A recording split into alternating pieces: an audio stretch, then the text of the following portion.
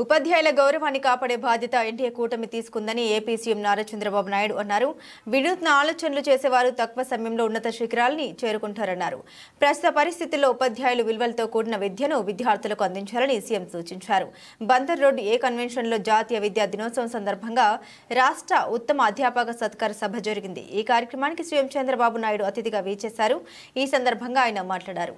ఉపాధ్యాయుల గౌరవాన్ని కాపాడే బాధ్యత ఎన్డీఏ కూటమి తీసుకుందన్నారు. రాష్ట్రాన్ని నాలెడ్జ్ హబ్ గా తయారు చేయవలసిన ఉపాధ్యాయులపై అందన్నారు. అన్ని దేశాలకు నైపుణ్యం గల మానవ వనరుల్ని అందించే స్థాయికి ఏపీ ఎదగాలన్నారు. గత 5 ఏళ్ల పరిపాలనలో ఉపాధ్యాయులు అనేక సమస్యలను ఎదుర్కొన్నారన్నారు. విద్యార్థి చదువు ముగించేలోపు కోసం కాకుండా ఇతరులకు ఉపాధి అవకాశాలు ఇచ్చే స్థాయికి ఎదగాలని సీఎం ఆకాంక్షించారు. ఉపాధ్యాయులు బోధన వైపే దృష్టి సారించాలని కోరారు. మాతృభాష తెలుగు, ఇంగ్లీష్ 2 భాషలను బ్యాలెన్స్ చేసుకుని ముందుకు సాగాలన్నారు.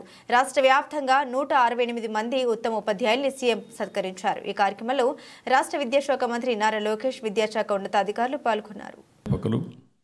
ఉపాధ్యాయులు, అదే మాదిరిగా అవార్డు గ్రహీతలు అందరికి కూడా పేరు పేరున మనస్ఫూర్తిగా నమస్కారాలు, అభినందనలు, శుభాభినందనలు. ఈరోజు ఒక మంచి కార్యక్రమానికి మనం అందరం ఇక్కడ సమావేశమయ్యాం. ఇప్పుడే అందరి ఉపన్యాసాలు కూడా విన్నాను, వారి ఆలోచనలు కూడా చూశాను. ఒక తెలుగు పండిట్ దగ్గర నుంచి బయోటెక్నాలజీ ప్రొఫెసర్ వరకు, అదే మరి రాజకీయ నాయకులు కానీ, మీ అడ్మినిస్ట్రేషన్ కంట్రోల్ చేసే సెక్రటరీ వ్యూస్ కూడా విన్నాను. అయితే ఈరోజు మీ అందరినీ మనస్ఫూర్తిగా అభినందిస్తున్నాం. దగ్గర 166 మంది ఉత్తమ ఉపాధ్యాయులుగా ఎంపికైన మిమ్మల్ని అందరినీ పేరు పేరున మరొక్కసారి అభినందనలు, ధన్యవాదాలు, కృతజ్ఞతలు. వారందరికీ శిరస్సు వంచి పాదాభివందనం చేస్తున్నా. ఎందుకంటే మీ స్ఫూర్తికి ఎప్పుడు కూడా తల్లిదండ్రులు పిల్లల్ని చదువుతారు, నేర్చుకునే వయసు అంతా మీతోనే ఉంటారు. వాళ్ళు ఇంట్లో ఉండేది నిద్రపోయే సమయంలో, స్కూల్లో ఉండేది నేర్చుకునే సమయంలో. అలాంటి వారి యొక్క భవిష్యత్తుని తీర్చిదిద్దే ఒక గొప్ప బాధ్యత మీది. ఎప్పుడు కూడా జీవితంలో తల్లి తండ్రిని గుర్తుపెట్టుకుంటాం, కానీ గురువుని ఎప్పుడూ మర్చిపోలేం. నాకు చిన్నప్పుడు చదువు చెప్పిన గురువుల్ని ఇప్పుడు కూడా గుర్తుంటుంది, ఎప్పటికీ గుర్తుంటుంది.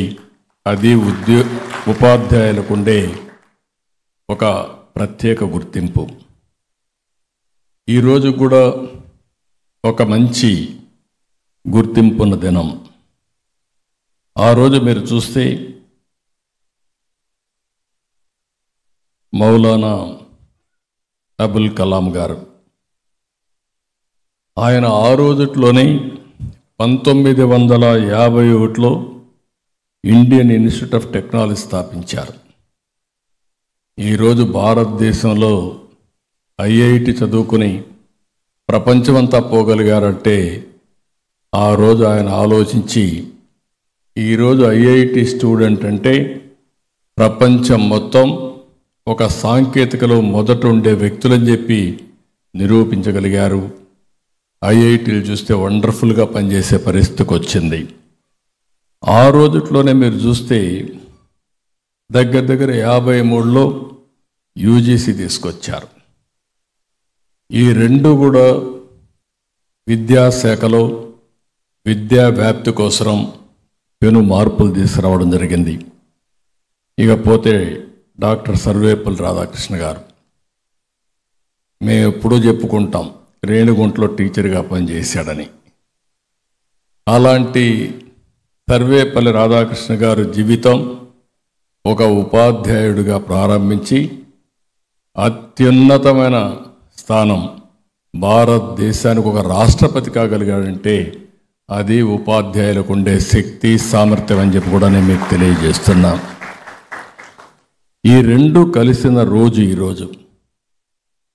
అయితే ఇది మనం చూస్తే దగ్గర సెప్టెంబర్ 5వ తారీఖున గురు పూజోత్సవ సందర్భంగా మనం ఈ కార్యక్రమం పెట్టుకోవాలి. నేనైతే ఇంత మునుపు